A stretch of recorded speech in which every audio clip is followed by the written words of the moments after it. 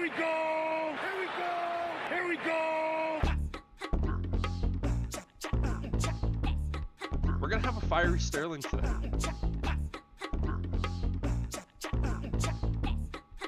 Well, no, you just have a big old air horn, and anytime a Packers fan tries to talk, you just hit the button and drown them out. Like, no, I can't hear you. Go Bears. It's basically the la la la la la la la. Yeah, exactly. Right? You don't even have to live there. You can do it from here. Just remote control everything.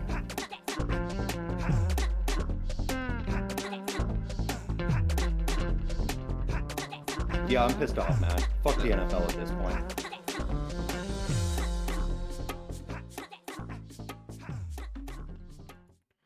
How's it going, everybody? Welcome to the OneIQ Football Talk podcast. As always, I'm Brendan, and always joining me is my good buddy Sterling. My friend, how are you doing on this actually fairly lovely Saturday?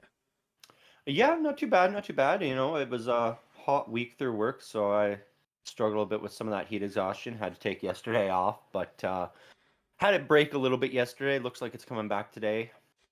I'm just, at this point, counting down the days to football, man. Like, we got, what, maybe a month and a half left until we start seeing actual games. Not even a month and a half at this point. I think it's I think I saw a thing either a day ago or a few days ago where someone said it was 20 something days. I think it might have been like 22 or 21 days until we get to see the Chicago Bears play a football game. Yep. And I'm just sitting back going like, whoo.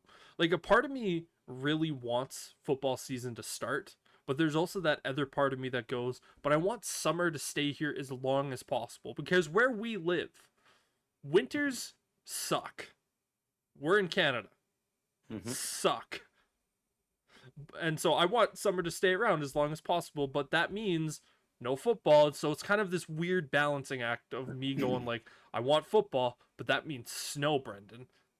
And then I'm just like, and it's cold, as opposed to your weather, which is me. Like, I'm essentially an American born in Canada. Yeah. Is really what it is. I love the warm weather, as long as I don't have to be working. It was just tough because I was stuck in a warehouse that was just like an oven. So that place gets to, like, when it's like plus 30 outside in that warehouse, it's like plus 50. Like, it's just disgusting. But we're not here to talk about warehouses, and we're not here to talk about weather and depression that gets us all down.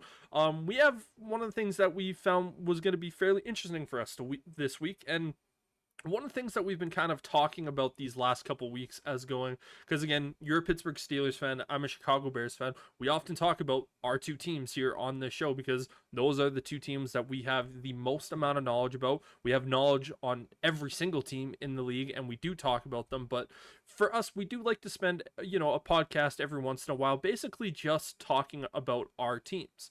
And most of the time, it's you talking about your Steelers, me giving my opinions on it, me talking about my Bears, you giving your opinions on it. The one thing that we've never done is really gone into a situation of where I talk about your Steelers in a more of a deep dive situation and you talking about my Chicago Bears. And so that's what we decided to do this week. And pretty much what it is we're looking at both the offense and defensive side of the ball. We have about 4 players per side on each of this, and then I know for myself, I gave a little bit of overview of what I think, the Steelers offense is going to be kind of ratings wise. I didn't actually put like a ratings for each of the players of where I think they're going to be.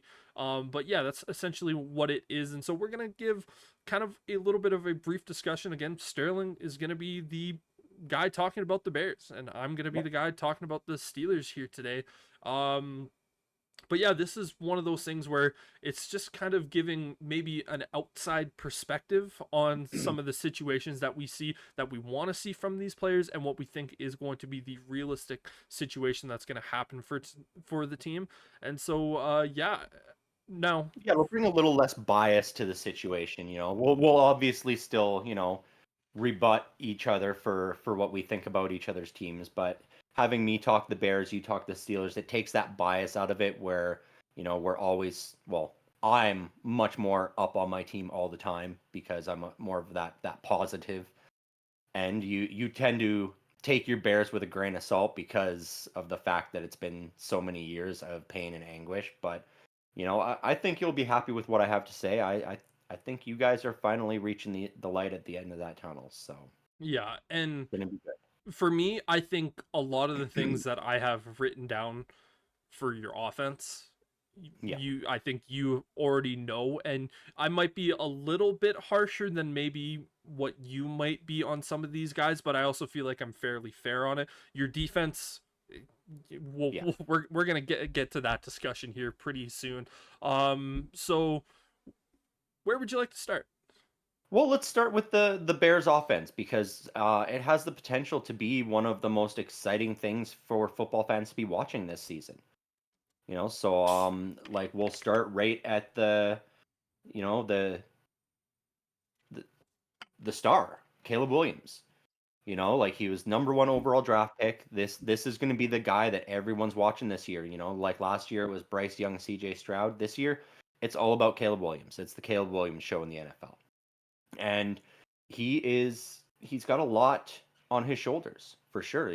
This Bears team has not seen a lot of success lately, and they've been looking for their franchise guy that's going to come in and just turn things around and take them back to the promised land. So yeah, lots of hype, really high expectations, but he's got the best supporting cast of any number one overall quarterback pick ever.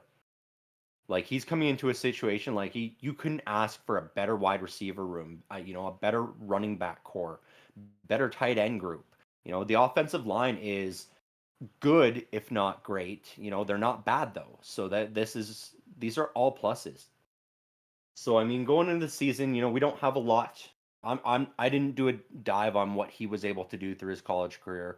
I'm more looking at what Caleb is going to do for the Bears this season.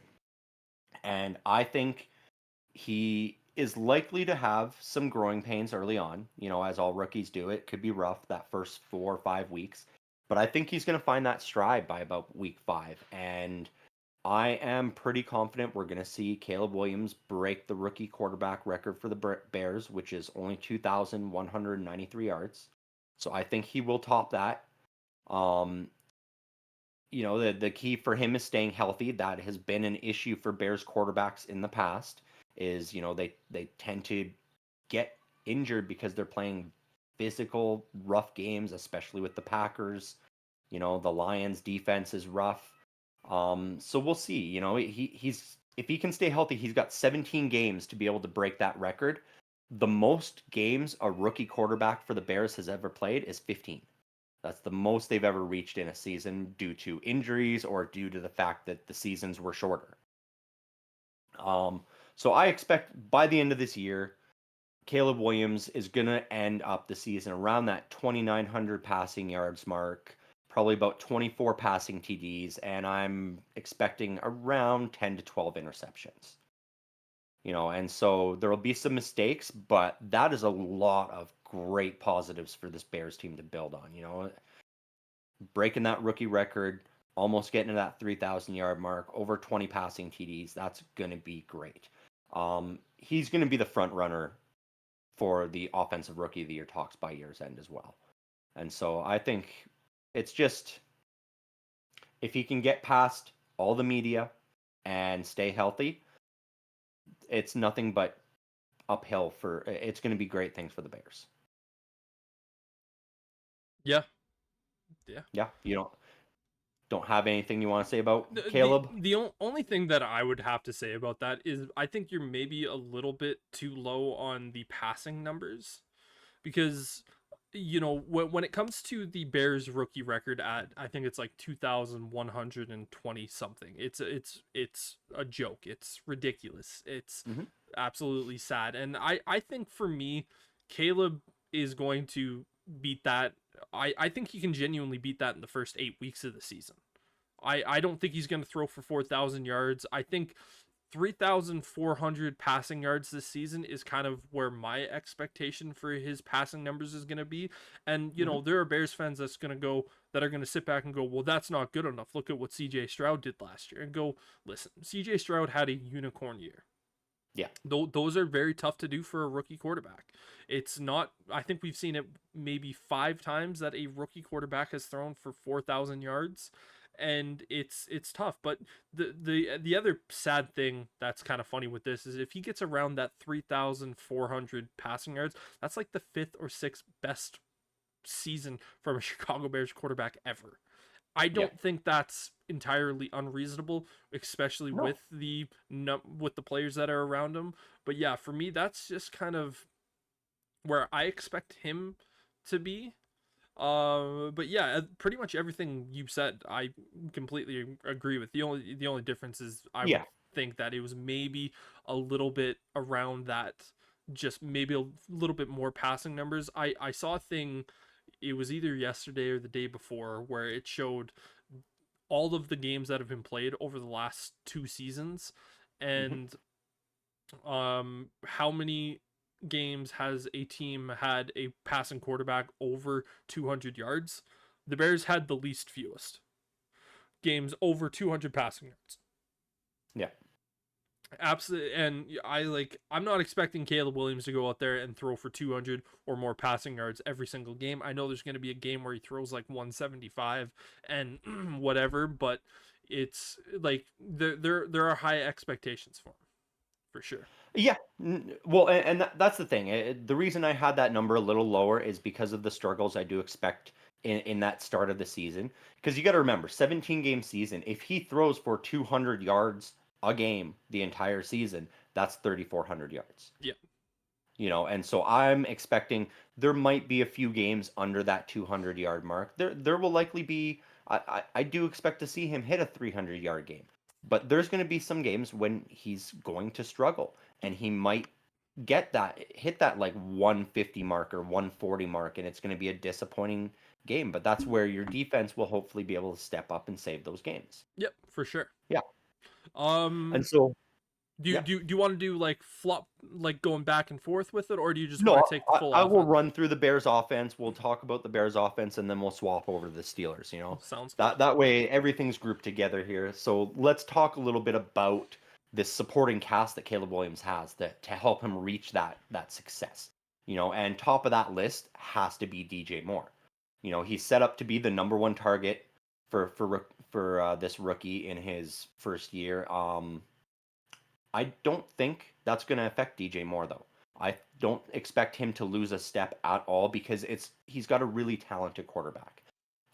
His numbers may drop a little bit in terms of receptions just because there is more talent around him to take away some of those touches. So he's not going to be up near that 100 reception mark or anything like that, I don't think. You never know, it could happen. But ultimately, he's still going to be the number one guy. He's still going to be the primary target. I'm still expecting him to get probably around 75 receptions this year. I think he's likely going to get about 1,300 receiving yards as well. And I have him hitting that 10 touchdown mark for the first time in his career as well. I think he's going to get the 10 tutties. He's easily going to maintain that role, his status as a top 10 wide receiver in this league. But depending on how things go, I think by the end of the season, we could be talking about DJ Moore being a solid, staple in that top 5 wide receiver role. Yeah, Yeah. when it comes to having a rookie quarterback, I think having a guy like DJ Moore is so insanely beneficial because you just look at what he's been able to do last year with Justin Fields and the other flurry of quarterbacks that we had to throw in there when Justin was hurt. It was one of those things where he just flourished. And I think Caleb and DJ for those first couple of games aren't going to be connecting as well as people think.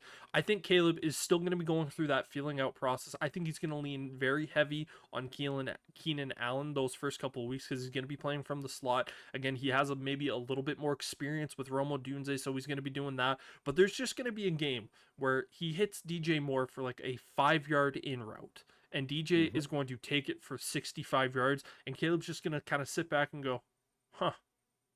I should throw him the ball more because he's just going to do that. That's really easy. And once that happens, it's going to be one of those situations where everyone's going to go, oh, damn. all he needs to do is throw DJ Moore some of this stuff, and we that's exactly what DJ Moore is. He's a yak machine. He's the guy you just put the ball in his hands, and he's going to make stuff happen. We go back to that Washington game last year with DJ Moore. All 3 of his touchdowns were essentially just he caught the ball and he was gone. And it was like it was run after catch. He had to go through guys. That was just one of the best examples. And I think DJ Moore is going to have a similar game early in the season. Maybe not game 1, not game 2, maybe game 3 or game 4. And it's going to be a situation like that where everyone goes, "Oh no, Caleb's figured Caleb knows what DJ Moore can do now." And that's when it's going to be. It's just going to be tough because there's a lot of mouths to feed, so he's going to have to keep spreading the ball around. That's why I do have DJ's receptions number a little lower. Yeah, I agree with that too. Yeah, that's going to be the case with everybody. You know, even the next guy on my list, Keenan Allen, you know, who you mentioned there, same sort of thing. I fully expect his numbers to drop off. You know, he's former number 1 with the Chargers. He was getting over 100 receptions a season because he was the primary guy. Like he was getting like 16, 18 targets a game. That's not going to be happening with the Bears. Yeah. But he's still a very capable wide receiver, even though he's a little bit older. So his targets, his receptions will come down. But being that number 2 / slot guy, that's going to be his safety blanket for Caleb Williams. You know, and so he's going to see a lot of targets, especially early on in the season, while he's figuring out how to utilize DJ Moore, how to utilize Rome Odunze and Cole Kmet.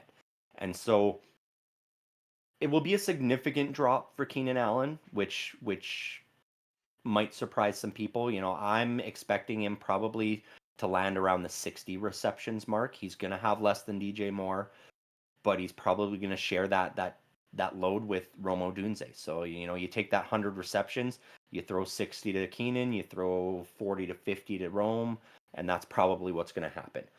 I do still think that Keenan Allen is going to exceed the 1,000-yard mark, albeit barely. You know, I think it's going to be like those last couple weeks, he's going to get over that, and so the Bears will have 2 1,000-yard receivers this year, and I think he's probably going to be able to haul in about 7 touchdowns himself as well. These numbers are sort of the basement that I think for these 2 guys, though. If I'm being totally honest with you, I think by the end of the season, this duo or trio of wide receivers we could be looking at and talking about being the number 1 crew in the NFL. If Williams figures this out early, and if all of these guys are clicking and firing on all cylinders, we could be looking at this going, oh my God, this is the number 1 wide receiver unit in the entire NFL, and it could be the best we've seen in years.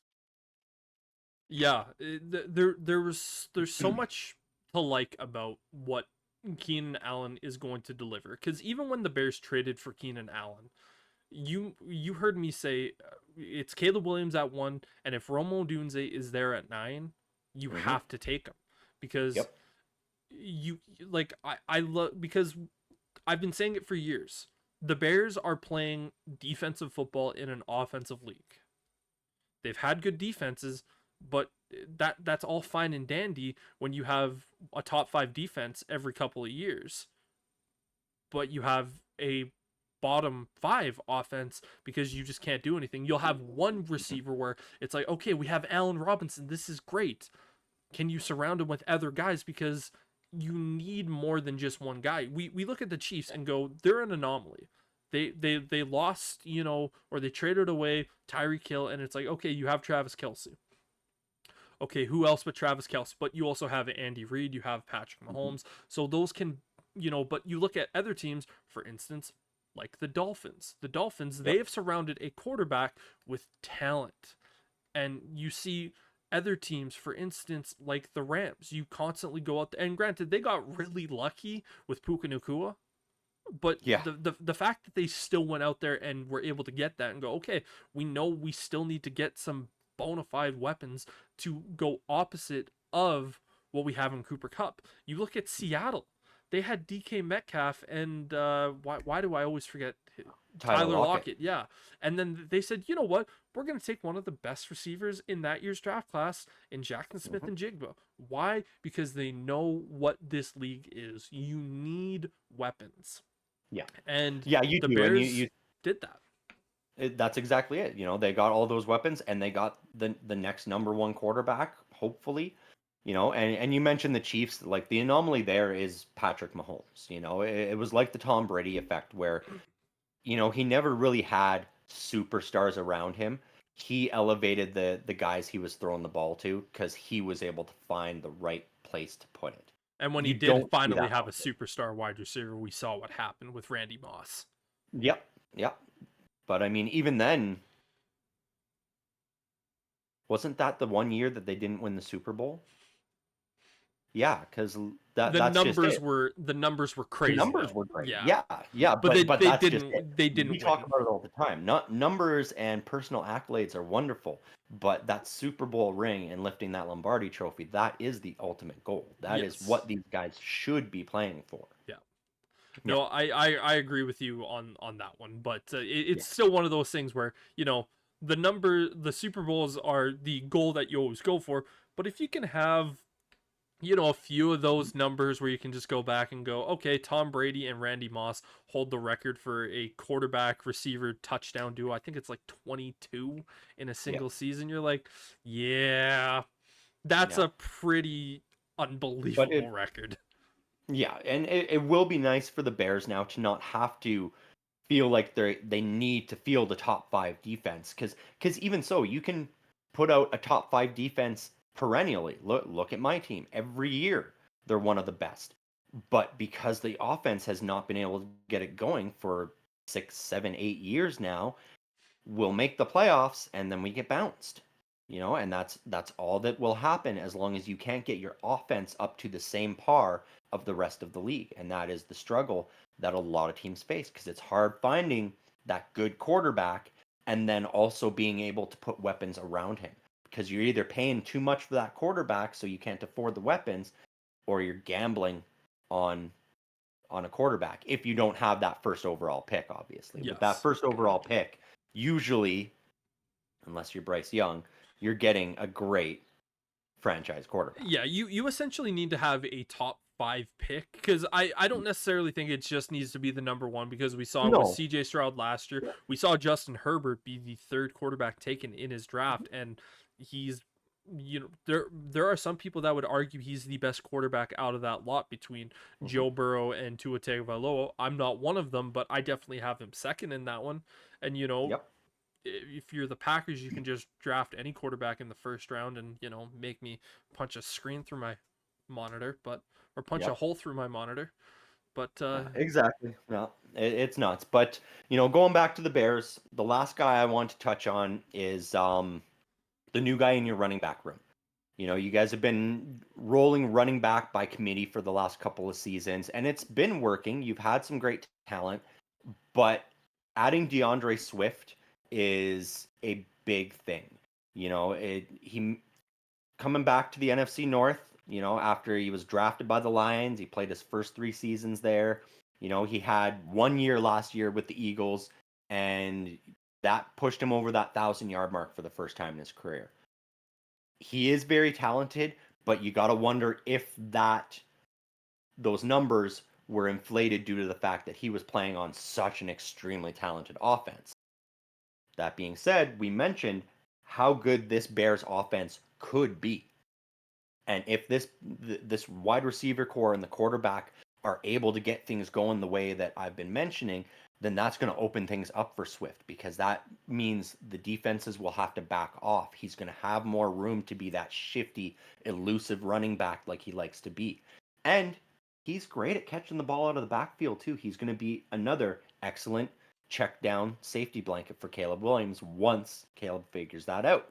You know, he's going to be able to go, oh shit, you know, DJ Moore's double covered and, you know, Keenan Allen slipped on the play. What am I going to do? Oh, there's DeAndre. Easy, easy, easy play at that point. And so I do expect to see regression again from DeAndre Swift. I don't think he's going to get over 1,000 yards with the Bears because there is still going to be a bit of committee there. not as much as what we've seen in the past. You don't bring a guy in on a 3-year, what is it? How much is he making? 19 million a year or something like that? Something. I think it might be like 24. Right? And so he's making a lot each season, and you can't bring a guy in and not be playing him. Yeah. And so I do expect him to be the primary back, the feature back. But I think he's going to end up around that 800-yard mark for rushing, and he'll probably be able to add in another 1 or 200 yards on the ground. So it'll be 1,000 total yards, just not 1,000 rushing yards. Yeah. And he'll probably be able to punch the ball in for 7 touchdowns, I figure, and then likely another 3 receiving, just because he is so good at catching the ball out of the backfield. He's going to lose some of those touches down near the goal line, I think, to some of the bigger Roshan Johnson type running of backs guy. like Yeah. Roshan Johnson. Exactly. I think you guys still have Khalil Herbert there Yeah, too. Khalil Don't you? Herbert's definitely more of like that third down change of pace type back where he Exactly. can, the second that he finds a little bit of open Yep. space, it's like, okay, yeah, here's. He's that north to south guy, whereas DeAndre Swift is a little more east to west. Yeah. And Yeah. I agree with you a lot on this one. I liked the signing of DeAndre Swift because he's a young running back who, Yep. frankly, over his time with the Lions, he didn't, lose a lot of tread. He definitely played fairly well behind that Eagles offensive line last year. And Yep. I think this is a guy that, funny enough for the Lions, was maybe just underutilized properly and just wasn't used properly during that time. And I think he's going to come, like he had that time with the Eagles. I think he unlocked the knowledge of what he needs to do in this league. I think there is going to be regression. I don't think he's a 1,000-yard running back behind this offensive line right now. I think he's a good running back. I don't think he's special. I think he's one of those guys where if you have a Khalil Herbert and a Roshan Johnson and you can add a DeAndre Swift, all you're saying is we have 2 guys that we really, really like in this room. We can add this extra element to go. We could have a Khalil Herbert, DeAndre Swift backfield lineup, one's on this side, one's on this side. And it's like, okay, all Caleb has to do is decide which one he's going to hand the ball off to. You can even have all 3 of those running backs out there at the same time and say, we have 3 good backs and they're all out there on the same time. You're going to have to guess who's going to get the ball. And it might not even be a running play on that situation. Like that's what I like so much about Swift. I think 800 yards, completely reasonable. And, his versatility with the receiving, I think is going to be so big for this team for Caleb, because if you're just going to say to him, just find Swift and get the check down, and he's going to be able to move in space, that's going to be big.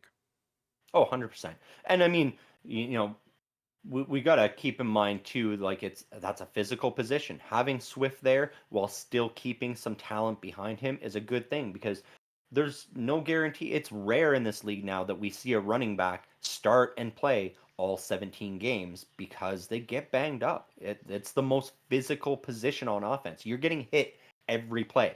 Yep. Other than the offensive linemen and maybe even the tight ends get away with a couple plays where they don't have to get hit. But that running back, you're either taking the ball and running with it and getting hit, or you're standing in there and you're blocking a rusher that's coming for your quarterback and taking a hit.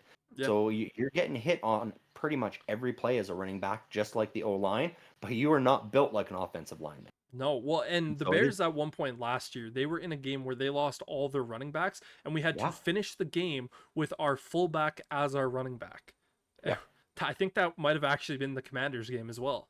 So, but well, and that was why DJ Moore, I think, had to step up so much, because it became a game where it's like, we have to throw the ball, we have to get it out, we can't be running it. Yeah. And so it's. I'm excited for your Bears this season. I'm excited for you this season, because I think finally you're going to be able to see some good things. Overall, this is going to be a wild season for this new look Bears. The offense. There are going to be some growing pains for sure. So that first, few weeks, I think you might have some ups and downs. But by week 5 or 6, I expect them to find their stride. And they're going to start climbing the ranks in this league, and people are going to have to stop overlooking them. I don't think we're quite ready yet to call them one of the best offensives in the league, because we need to see them in action first. But that being said, by the end of this season, if they do what I expect and what I've predicted here, I really think this Bears offense is going to be ranked inside the top 10 at season's end. Yeah, I agree with you. I'm again, everyone that's been watching for a while knows I'm a little bit more cynical about this team just because there were so many years when I was a young adult or like a teenager where I'm going, well, this is the year. Look at this player, this year. They're going to be Mhm. so good. And then every single year, it's just been burning to the point where it's like, okay, I always look at the glasses half empty. Yeah. It's you just can't look at that. And so for me, it's going. I love the moves. This is the most confident I've felt in an off season in a long time. I've like the last few years, you know me, Mhm. I've been saying that I would rather see the team lose because then they're going to be getting this infusion of youth. And it just so happened that last year I had the opportunity to watch the team grow over the second half of the year, but Yeah. also root for a team to lose so that I can still have that number one pick. And it was a very, very strange dynamic for me last year of one point going like, I would like to see the team make it to the playoffs, but then also going like, okay, but if we make the playoffs, then we're not going to have the ninth pick, and then we're not going to draft Romo Dunze, and then it's going to be a different situation. And so it's been an emotional roller coaster these last 2 years because the year prior to last season, you heard me every single week. It was going, lose. I don't want you to Yep. win. Yep. Fail. Lose every game. Well, yeah, especially at the start of the season last year, because in the early goings, it was looking like you guys were on a trajectory to have the number one and number two pick. And at Yep. that point, it's like, well, fuck Romo Dunze. We're gonna take Marvin Marvin Harrison. Harrison Jr. and Caleb Williams. Like You that know, was the well, dream for a little bit of going, we're going to it get was. Caleb and Marvin. And Yeah. you know, yeah, it's like Mhm. I'm over the moon with what has happened with, the players and this type of stuff, but yeah, it's But we're finally gonna see what this GM can do. I think next year when he's not picking inside the top 10. yeah, it's going to Because be instead of Pole's position, it's going to be all right, you still have a first round pick. yeah. But you have a first round pick in the 20s. This is the area where you need to be money. This is where the great teams that stay great, Hmm. they nail these picks. For instance, your Pittsburgh Steelers, they have managed to stay great while still Yep. picking in that 20 to 25 to 28 range because And you guys they are in make a the smart position pay.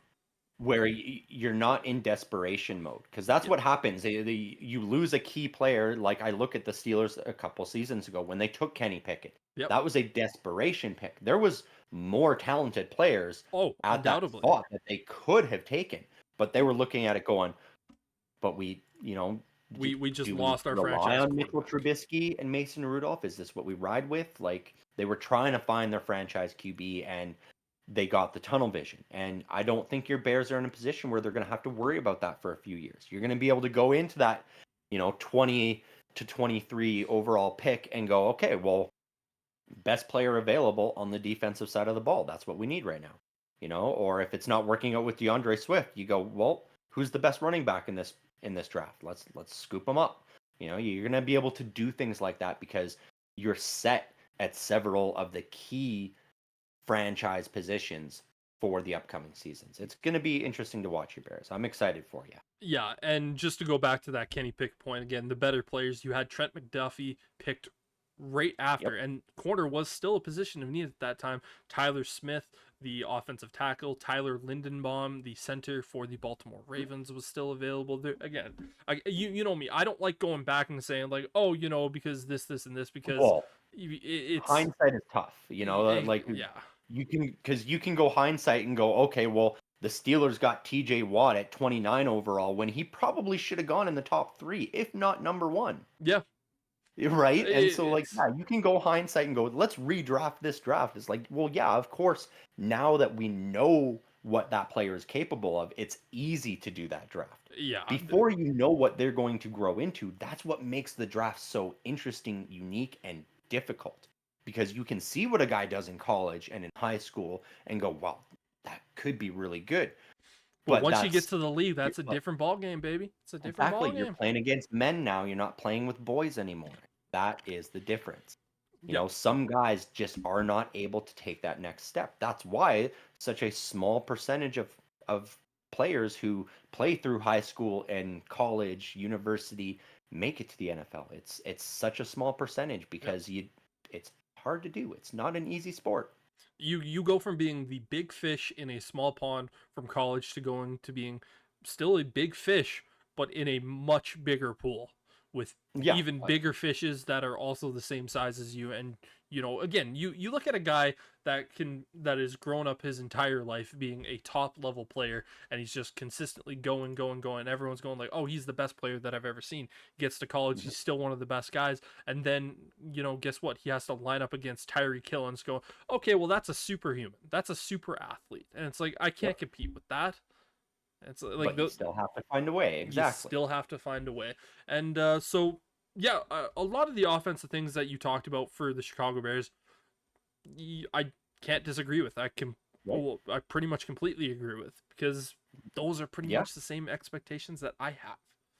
Yeah, exactly. I think I might have been a little bit more at the basement level of what I think they're going to do as opposed to the top The level. peak, Because yeah. I do think Caleb could push over that 3,000-yard mark.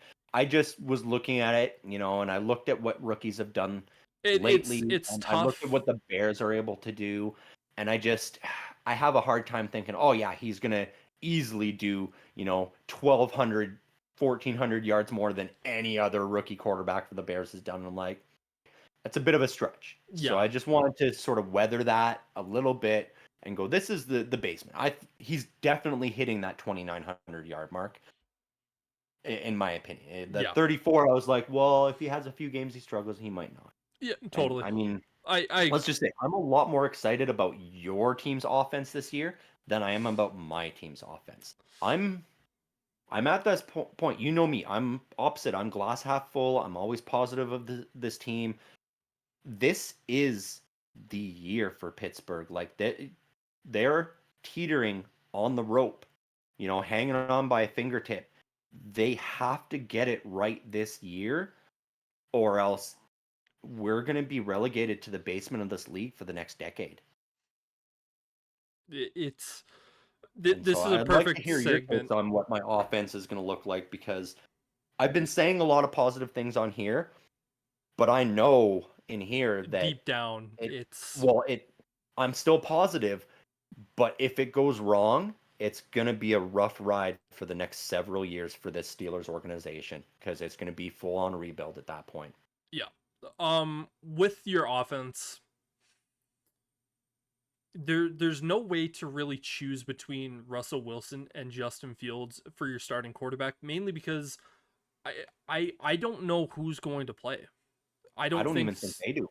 I don't. Yeah, I agree. You sent me a video earlier this week where it was the NFL, where it was a little skit where it was the NFL going, "Hey Pittsburgh, have you figured out your quarterback situation? Oh yeah, we have one of those.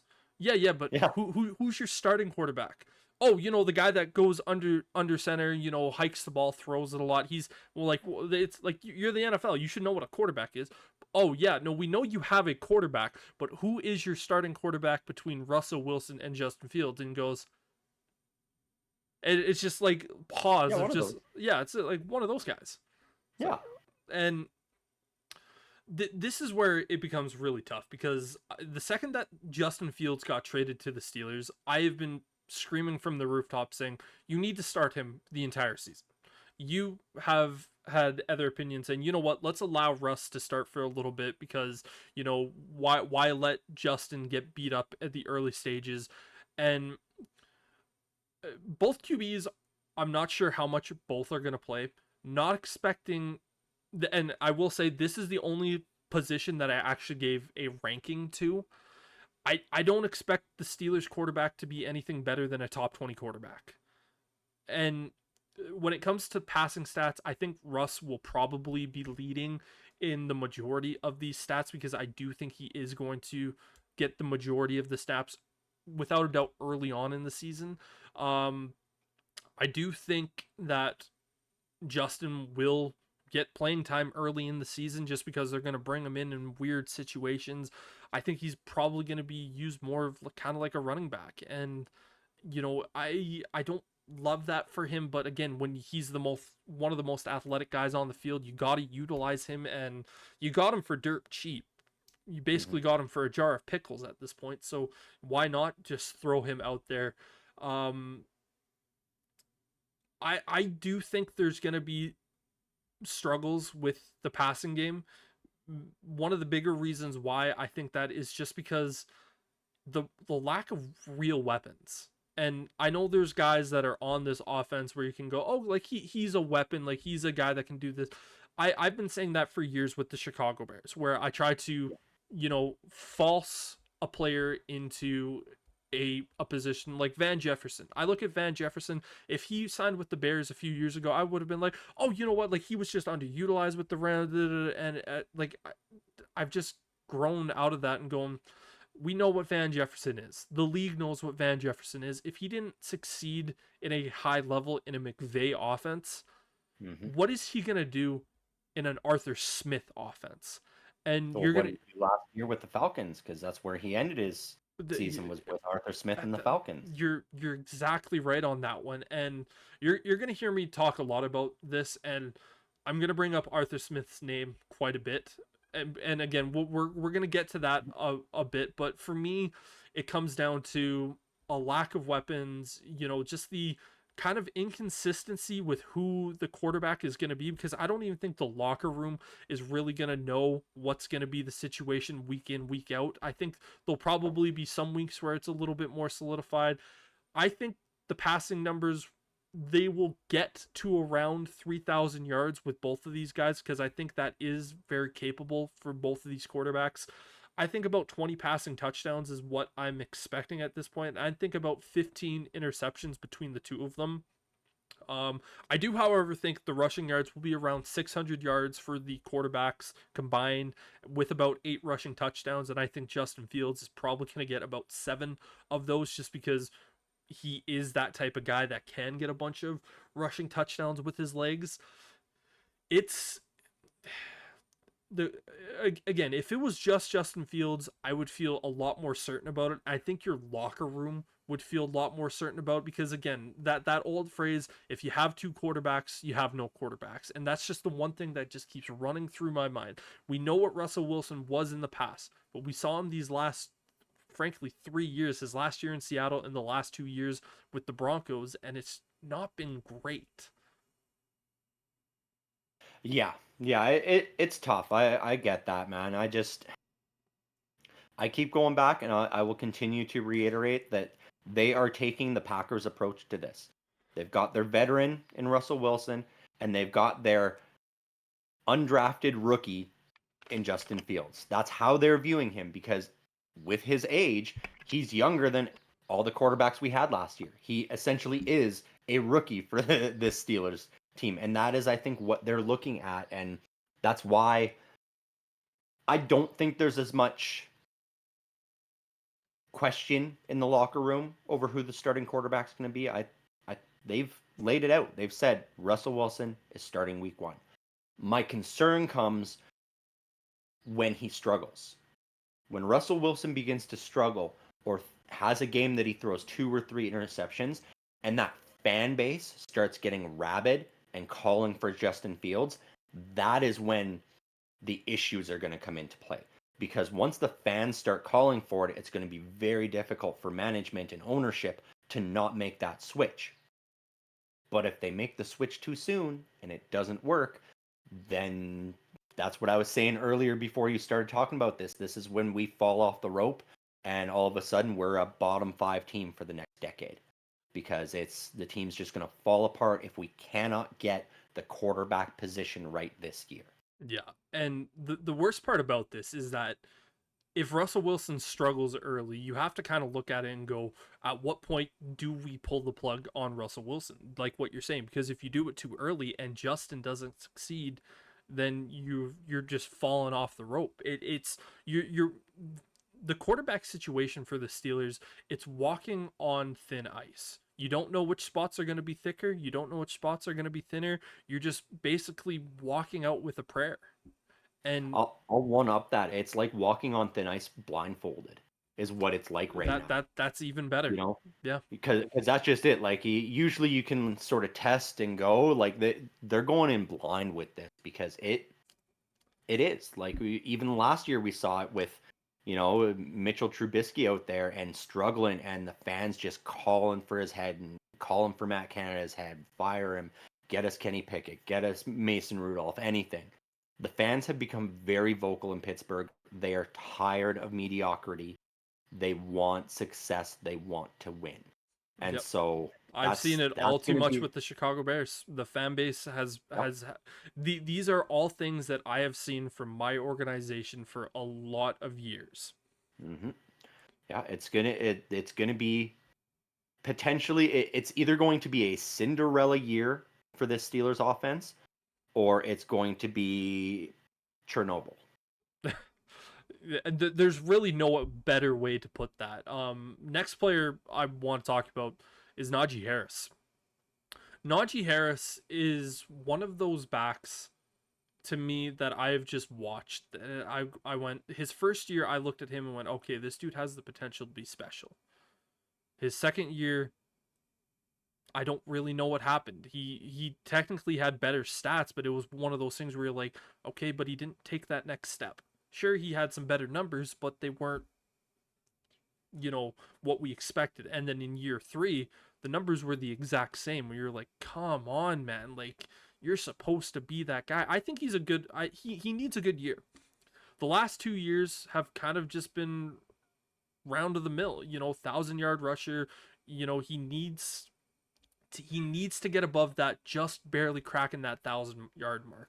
And with the improved offensive line, like there's no excuses now, because you had 2 first-round tackles, you have a second-round center, you have some 2 fairly competent guards in James Daniels, and I forget your other your Isaac Swamolo. yeah, those are very capable guards. And with the lack of real weapons that are on the team, and you're gonna hear me say this phrase over and over again, he needs to step up, because a good run game is something where you can kind of almost disguise a little bit of lack of weaponry. With Russell Wilson, I think he's actually gonna play worse with Russell Wilson, because Russ is a smaller back or a smaller quarterback, and it's gonna be I just don't think they're going to gel together. Now, when he plays with Justin Fields, I think that's going to be a very good duo, because we talked about how Lamar Jackson got Derrick Henry this year and how dynamic that duo is going to be. I think people are forgetting how big Justin Fields is. He's 6'3", like 230 pounds, and can run faster than almost anyone on the field. To have an option play with those 2 guys on the field is going to be, it should be one of your bread and butter plays throughout the entire season. And just to have that threat of going, oh, it could be Justin or it could be Najee. Hell, even throw Jalen Warren out there with it and go, we have our speed guy here, we have our speed power guy down the middle, and we have our straight up power guy on the left hand side, and it's going to be, try to stop it. Who's going to get it? It's playing musical chairs of who's getting the football. With that being said, I think teams have kind of narrowed down kind of what he is, and he's a good running back. He is a good running back. Kind of like what I said with DeAndre Swift, he's not a special running back. I do, however, think he is going to be above 1,000 yards, but I think he's just going to kind of barely crack that again, like what we've seen the last 3 years, which again, having a 1,000-yard rusher is awesome. It's great to have it because it shows what your run game's capable of. It is going to ultimately be one of those things for me where it's going to go like, okay, he got 1,000 yards. He's done that the last 3 years, and I think he's probably going to get around those 7 touchdowns this year. I just don't know what Arthur Smith is going to be able to scheme with him and do with him, again, with having Jalen Warren there and then trying to do a bunch of stuff.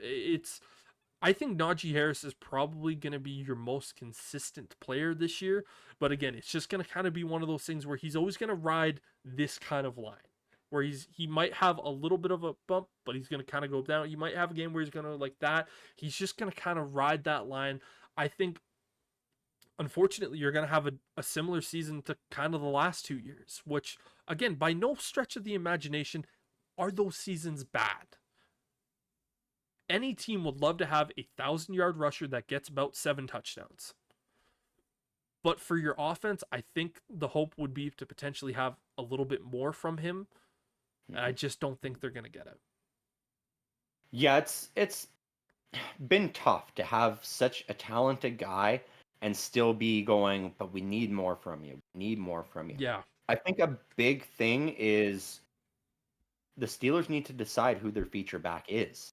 Exactly. You know, that like he needs more touches if that's the case. I will say he is coming in this year in the best shape at the best weight since he left college. He dropped a ton of weight this year. He looked at it, I think, and he went, I don't want to be Jerome Bettis. I want to be the speedy guy that can still stiff arm a guy into the ground. And so I think that we might see that extra dynamic from him, because we've said it the last few years is like, yeah, he gets over 1,000 yards, but he feels like you're watching him in slow motion. You know, it's so sluggish for him to get up to speed. I don't think he's going to have those struggles this year. I've watched him through OTAs and through some of the training camps and some of the drills. He's got that burst back that we saw from him in college. You know, because he lost those pounds that he was putting on eating all that Pittsburgh food the last few seasons. So maybe this is the year he finally does it, and it's a contract year for him because the Steelers It's put up or shut up. Yeah, he didn't pick up his 5th-year option. So I have a feeling either the Steelers are going to say, put up or shut up, put up the big yards, we'll pay you the big money, or they're going to give him that extension before the season and go, but the money comes with stat-driven bonuses where you have to reach these goals that we've been talking about to or get you're some of not these going numbers. to get paid. Yeah. Exactly. And so it's either going to be a show us and we'll pay you, or we're going to pay you, but you're going to have to show us every year to get your bonuses. Yeah, it's going to be lower end actual salary hit, and if you can get a bunch of these really good numbers, then that's when you're actually going to get paid. But again, for him, it's he's likely, and his agent is likely going, well, we need to be the feature back if you want us to get those numbers. We can't be out there for a drive and then Jaylen Warren gets the next drive. We can't be out there on 1st down, 2nd down, and then Jaylen Warren gets 3rd down. You know, we can't be playing that kind of football. You need to choose one of us or the other. Unfortunately, because they're both so good, like as a fan, I want them both out there because they both they so bring such a able to do it. Exactly. Like the two of them combined could hit that 2,000-yard mark. I'm like, Could. I didn't say will. Yeah. Could. You know, that potential is there for both of them, but it's going to be tough to see. I hope Najee can find that stride and Arthur Smith can scheme up a Derrick Henry record-breaking style offense for him to run in, but that remains to be seen. Like I said, I'm trying to be glass half full on this, but I know we're on the edge of a cliff here. Yeah, it's one of those things of where you're the car teetering on the edge and it's going one slight move forward, you're falling off the cliff. One slight move back, you're not necessarily back fully on the cliff, but you're still uncomfortable. You're getting more comfortable in that situation. Najee, again, I think he's probably going to be your most stable offensive player this year. Yeah. Next up is Pat Freiermuth. Pat Freiermuth coming into the league, he was kind of one of those guys where he was the second tight end behind Kyle Pitts, and he was almost kind of forgotten about because of what Kyle Pitts was. His first year, he had an okay year. In his second year, he really, really shined. His third year, he kind of came back down. For him, the biggest thing I need to see from him is to stay healthy. Because if he can stay healthy, I think he can be a consistent 600 to 700 yard tight end with anywhere from around that 6 touchdown mark a season, because that's what he's shown these first 3 years. But that injury is just such a big factor with him, because in year one, I think he had 2 concussions in the same year that he had to deal with. In year two, I think he also had another injury that slowed him down for a little bit, but not too much. And this year, I believe he also was dealing with injuries as well. And so when you have a talented guy like that, you need him to stay on the field, especially with the way that the wide receiver room is looking, because he's going to be, chances are, your number one read on most plays, because he's coming from that tight end spot. He's going to be over the middle of the field, and with the amount of people going to be focusing on George Pickens, he's going to have to go out there and steal those yards essentially. And if he can stay healthy for the entire season, I think he's probably going to be around 700 yards, 6 touchdowns. I think that's kind of his peak. He might have a year, if he can stay fully healthy, where he gets maybe closer to 800 yards. But like, I don't think, 700 to 800 yards, basically 600 to 800 yards, in that range is where I see him if he can stay fully healthy and he has a good year. By no means is that a bad year from a tight end. That's a pretty solid year. Again, it's very rare that we see the special tight ends get over 1,000 yards. Those are, your Travis Kelce's, your George Kittles, your Mark Andrews. It's hard to find those guys. So to have a guy in that range is very, very good. But again, he's going to be a guy that is stepping up massively this year. And he's going into that situation where it's going to be like, okay, you need to show us that you're more than just a tight end that is good on paper, but we can go, oh, like, if only he was just out there. Like, our offense would be in such a better spot if he was out there. And with him, it's hard for me to say much negative about him, because I like Pat Freiermuth. I think he's a good tight end. It's just, you're always throwing that caveat of, if only he was just out there. Yeah. Yeah, and the tough thing with that, I'm hoping we see that change this year. A lot of those injuries that he's suffered has been at the fault of his quarterback. They keep throwing him into bad situations. They throw him the ball when he's in double coverage and he takes a hard shot to the head, or a hard shot to the hip, and it just puts him out. And so I'm hoping the savvy veteran in Russell Wilson will be a little smarter in it, get him the ball sooner so he can protect himself and not take those big hits for the injury. Because, yeah, that is it. It's it. The injury issue with Pat Freiermuth is what's been holding him back. Because I think with a healthy season, with how lackluster the rest of this offense is, he could be one of those 1,000-yard tight ends, because he will get so many looks as a check down guy. Yeah, it's like, Pat Freiermuth was probably the easiest guy to talk about, just because, again, yeah, if he stays healthy, he's going to be a good weapon. With this next guy in George Pickens, this was actually the one that I had the most notes on.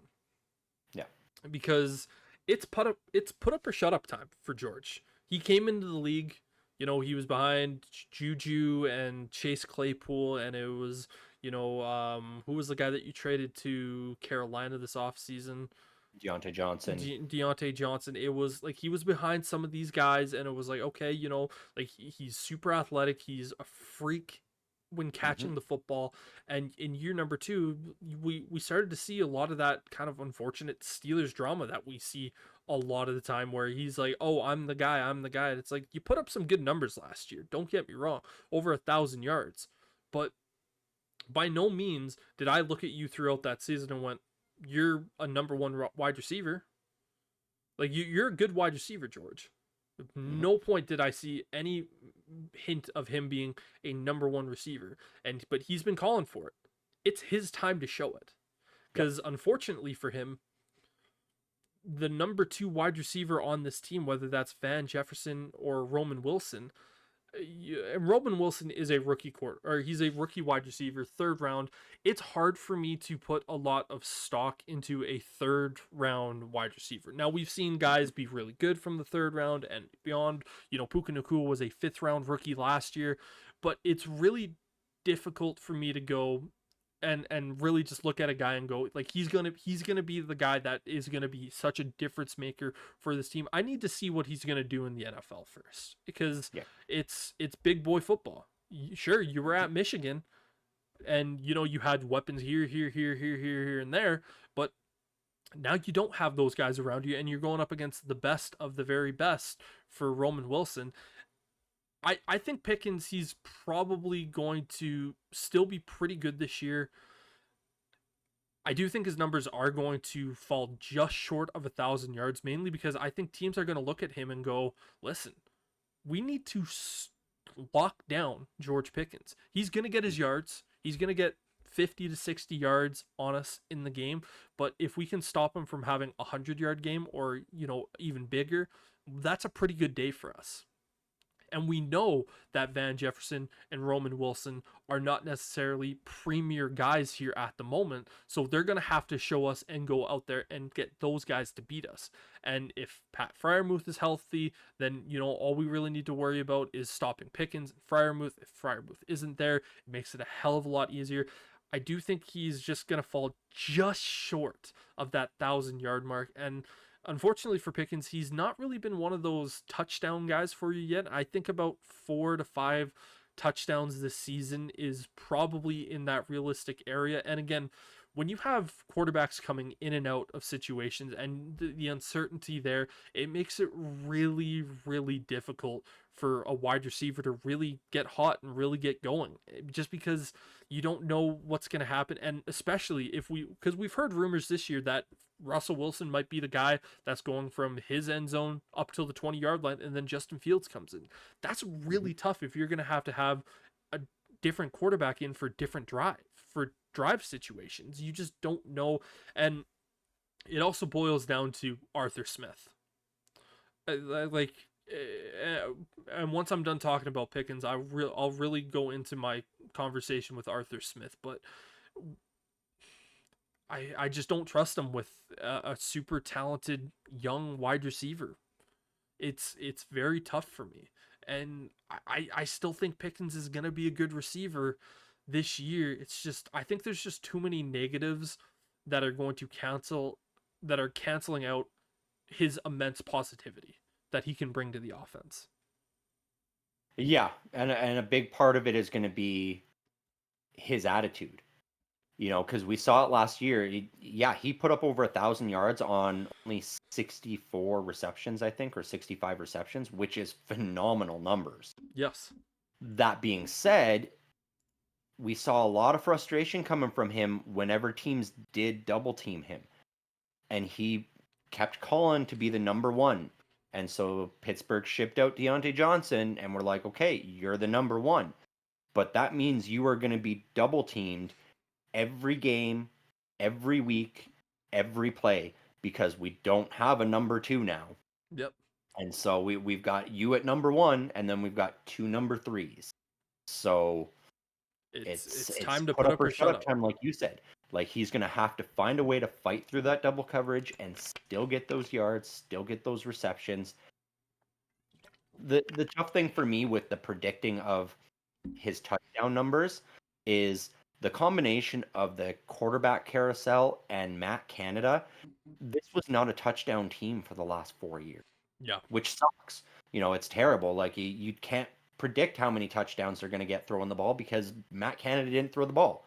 Like another video I sent you was basically, somebody showing what Matt Canada's playbook was, and it was like, first down, run the ball. Second down, run the ball. Third down, screen. Wait, that's it? Yeah. Like, yeah, that's his game plan. You got to remember, most of the touchdowns we saw from the quarterbacks, the big splash plays, that was when the quarterbacks were going in there and going, you know what? Fuck this. I'm going to audible. And boom, big play, touchdown, and Matt Canada's unhappy. And so the hope is Arthur Smith is better. I mean, he's got to be. We've discussed it. Like, you can't get much worse than what Matt Canada was. We've upgraded from crayons to pencil crayons. So let's do something. But yeah, it's George Pickens has backed himself into a corner, and he either has to put up, like I said, or they're going to ship him out just like they did with Juju, just like they did with Chase, just like they did with Deontay. Yep. Because Pittsburgh will be more than happy to do that, because if he's struggling, odds are someone like a Roman Wilson is going to be able to step in and take those yards away from him because he's not going to be double covered. He's going to be able to be that shifty slot guy, and he's going to get those big yards. So that's, yeah, I didn't envy you having to go in and look at the offense because outside of Najee Harris, I was like, our offensive line is good. Can we talk about the O-line? Because, yeah, the rest is kind of, I just It's a want to tough put a talk. blanket over it like the redheaded stepchild and be like, just ignore that. That's not here. Yeah, and kind of my final thoughts on this offense is going to look really rough. There's Yeah. QB problems, weapon problems, and the most damning thing is a pretty bad play caller in Arthur Smith. When we talked last year, we talked about 3 guys last year that we hated watching their play calling. It was Matt Canada, it was Luke Getsy, and it was Arthur Smith. All 3 of those guys every single week, it almost felt like just a complete bitch sesh of going, how does this guy still have a job? For you, it was going like he's run, screen pass. For me, it was screen pass, nonsensical play, maybe a run, and like there was just so much nonsensical stuff. And then with Arthur Smith, it was like he was trying to prove to everyone that he was the smartest guy in the room, when in reality he is a guy that kind of got lucky in Tennessee. And frankly, like I'll say it, I think when he was the coordinator for Tennessee, he just got shit lucky with Derrick Henry in his prime. And you know, there's just enough from like who was their quarterback? It was Ryan Tannehill at that time, where he just got just enough from Ryan Tannehill to just kind of get that over the. You know me. I have been criticizing this move from the Steelers from the start, and you made the good comparison. We went from crayons to pencil crayons. To me, it was, what could the Steelers really do in this scenario? Because it was a really tough scenario to kind of do. Because you're not going to go over to a Ben Johnson and say, "Hey, we know you're interviewing for head coach roles, but would you like to interview for our OC job?" Because why would he do that? He can just stay in Detroit and stay as it was a lose-lose situation for the Steelers. Unfortunately, I think unfortunately for the Steelers, I don't think they're a bottom 5 offense. I think they are a bottom 7 though. I think it's going to be one of those situations where they're like what I said with Pickens. There's just too many negatives right now that are just kind of going around, and it's going to kind of almost overwhelm the positives that are there, because I think Roman Wilson could be a good receiver for the Steelers, but just with a bunch of these other guys like a George Pickens and what Juju had to go through and what Chase Claypool did, they went up with guys that were definite number 1 guys, because when Juju came in, you had Antonio Brown, and Juju was looking really good, like he could be a number 1 with Chase Claypool came in. And Chase Claypool got shipped out before Juju, but it was still one of those things where, you know, Johnson was there, and you're like, okay, well, Pickens can learn from him because he's a solid guy. He doesn't really get the touchdowns, but he with Roman Wilson, it's hard to know with what he's going to be able to do with Pickens, because Pickens hasn't proven himself. I think he's shown that he's a good receiver, but yeah, for me, that's kind of where I look at the offense, and I'm so happy that I don't have to talk about your offense anymore, and I get to talk about your defense, because I have a lot less notes to talk about. It's basically dent, dent, dent, dent, dent, dent, dent, dent. Yeah. And no, I feel you. Like I said, this offense this year, it's going to be tough, which the amusing part about it is it's still going to be better than last year's. And so that's a positive in the fact that our defense got better. Our offense will still be better. Like even if they're bad, it's still going to be better than last year. I think the Steelers had a bottom 5 offense last year. I'm pretty sure ranking wise, they've had a bottom 5 offense for the last 3. Yeah. Since Matt Canada came. Yep. And that's was ultimately the issue. You know, you talked about Deontay Johnson not getting the touchdowns. That was Matt Canada again, because he was not drawing up plays that resulted in downfield passes. It was sideline only passes, which made it so easy for these teams to shut shit down. You know, it's like he thought he had 7 Tyreek Hills on the field. It was terrible. And so the hope is Arthur Smith doesn't shit the bed. But again, we talked about him all year last year where it was like, why are you playing this decoy offense? You have Kyle Pitts. You have Bijan Robinson. You have Drake London. Why are you scheming up plays for your for your backup running back? Your and third string tight end. Third string wide receivers. Like why are you doing this? Why are you pulling end around flea flicker fucking bullshit? Why is Bijan Robinson throwing the ball? Why is Bijan Robinson blocking on a running play? Right? Like at least with Pittsburgh, you look at it and go, okay, I could see Najee or Jalen blocking on a running play if it's because the other one's running it. But even then, I would rather it be Jalen Warren blocking while Najee runs it every time. Yeah. It's just, so I hope Arthur Smith just lets the talent do the work for him and doesn't overthink the playbook. Yeah. But we'll see what happens. It was unfortunate for the Steelers because they had to get rid of Matt Canada, and all the other good OC candidates out there looked at Pittsburgh and went, I don't really want to be somewhere when it's cold. It was basically looking at it going, you're looking at a nuclear plant and going, it's on the verge of blowing up every single year, but it doesn't. It wasn't even that. The OCs, they literally didn't want to go to Pittsburgh because they were like, it's fucking cold there in December. I don't want to be there in December. Yeah. For multiple weeks. And so that's why they didn't come. And I think that's why we ultimately ended up with Arthur Smith, because it was like nobody else offered him a job. And we were like, okay, fine, you can come here, but if we catch you chewing on crayons, somebody gonna get hurt real bad. So we talked about the offenses. Yeah. I think it's time to talk about something that you and I are both very passionate about. I know more people look at me as the offensive guy, and I'm definitely more the offensive guy, but being a Chicago fan my entire life, I also have a very strong love for the defense. And so please take it away. Yeah. You guys all know me. I'm a huge fan of defense. I am always defense first. I fucking love the big hits.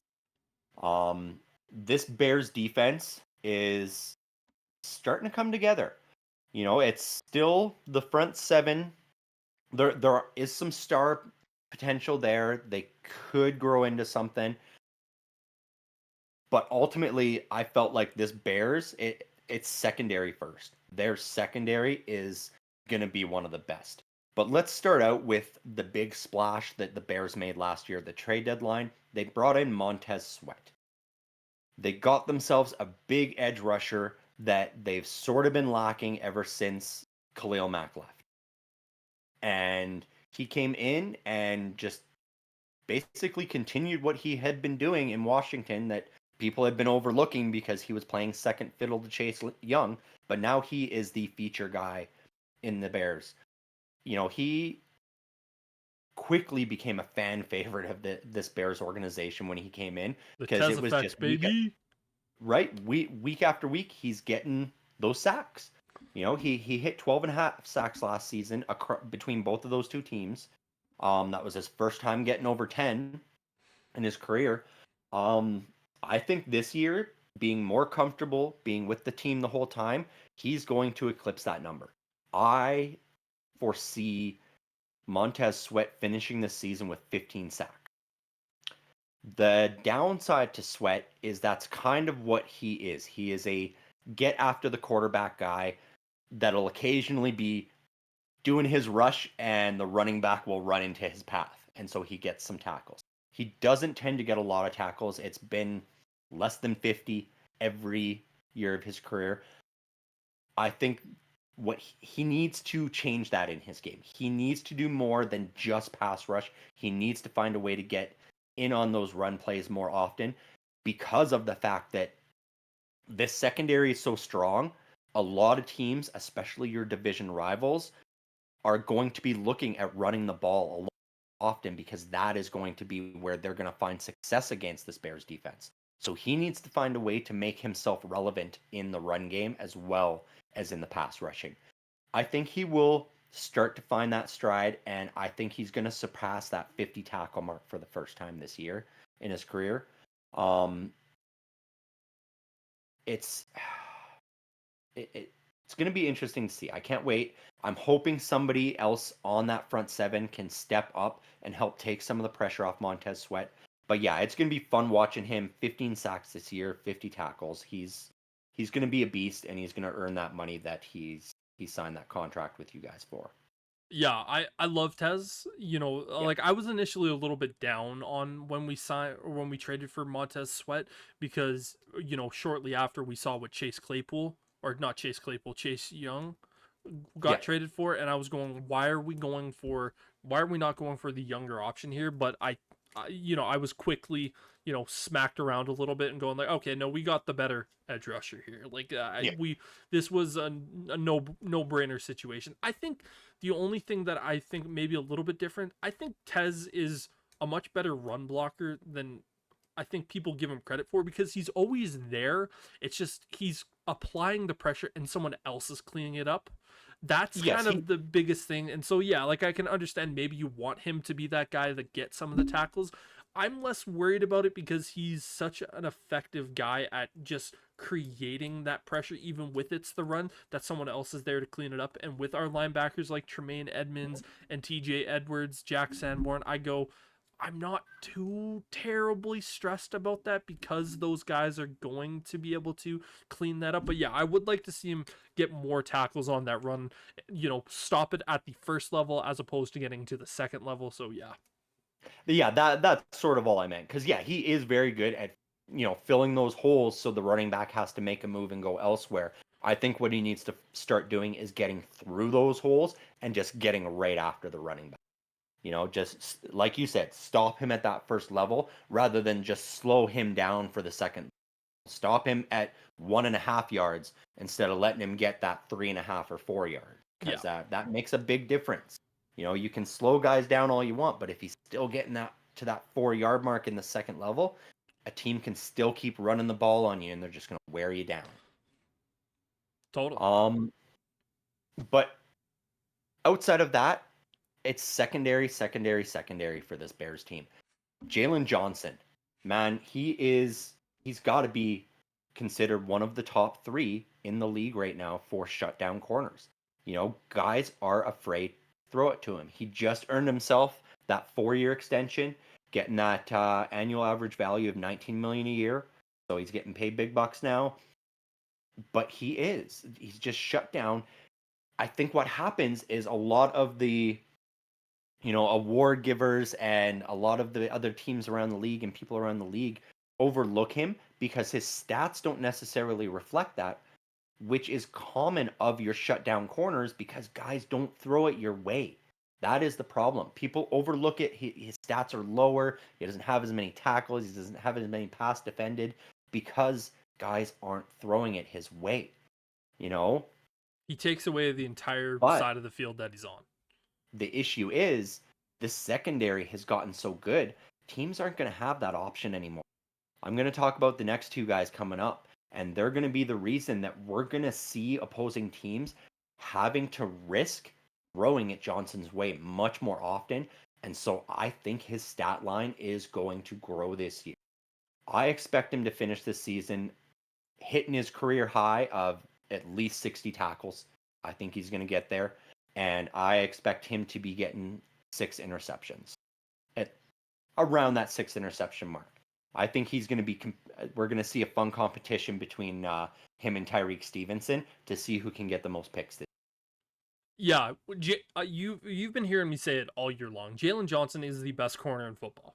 I look at Sauce Gardner and Pat Surtain as the only 2 guys that are even in the same bracket that Jalen Johnson plays at. You just look at him and people go, oh, well, he doesn't necessarily get the tackles. Well, because he is such a physical corner that, like at Utah, they teach you how to hit from the corner position, and he does. But he's essentially such a glue player.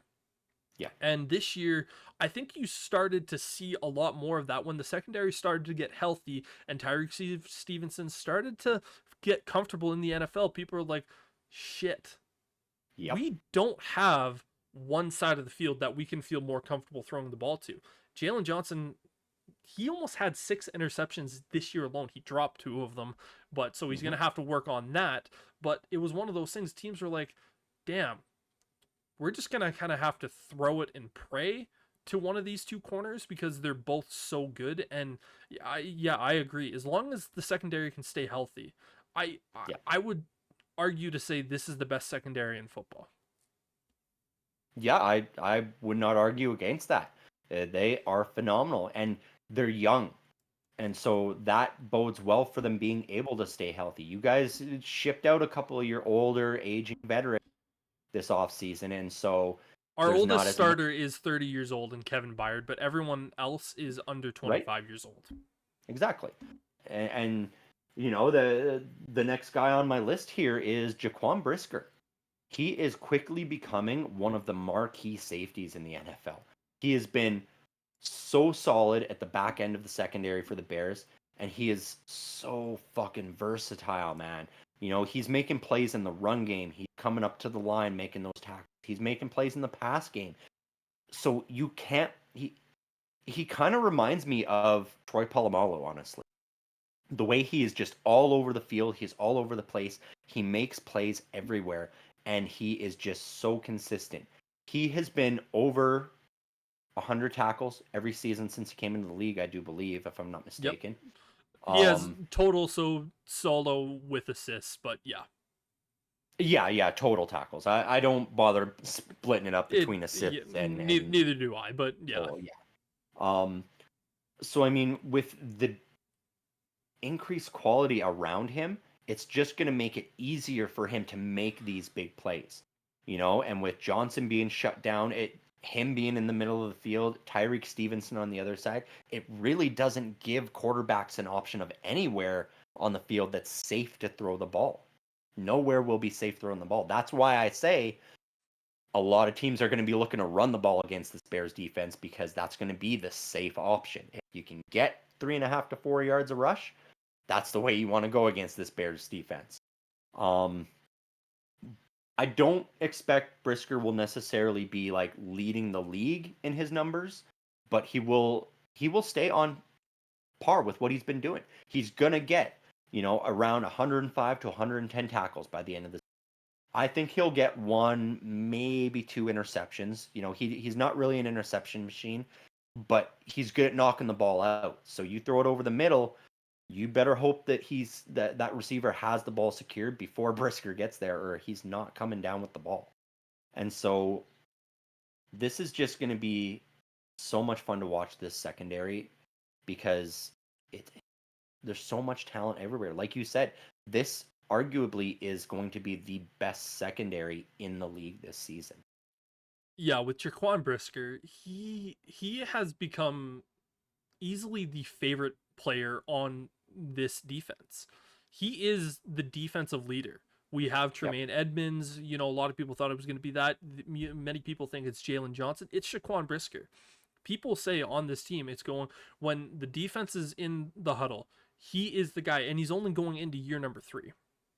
I think Jaquan Brisker he's not talked about enough from what he does, because he is a strong safety at its truest form. He is happy to go play in the front 7 when he needs to. He has 5 sacks in his career as a safety in 2 years.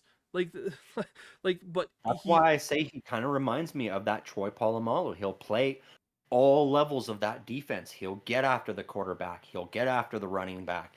He'll shut down wide receiver, slot receiver, tight end. He can do it all. He is just so much fun to watch. I don't think he's a top 10 safety in the league, but I don't think he's far away from that. And I'm not just saying necessarily strong safety. I'm just saying safety in general. But Jaquan Brisker to me is the leader of this defense, and he's just so much fun to watch. And I love having him. I remember when we were watching the draft and we saw that pick come up, you looked at me and went, "Fuck, I wanted him." And I went, "I'm happy. We've got her."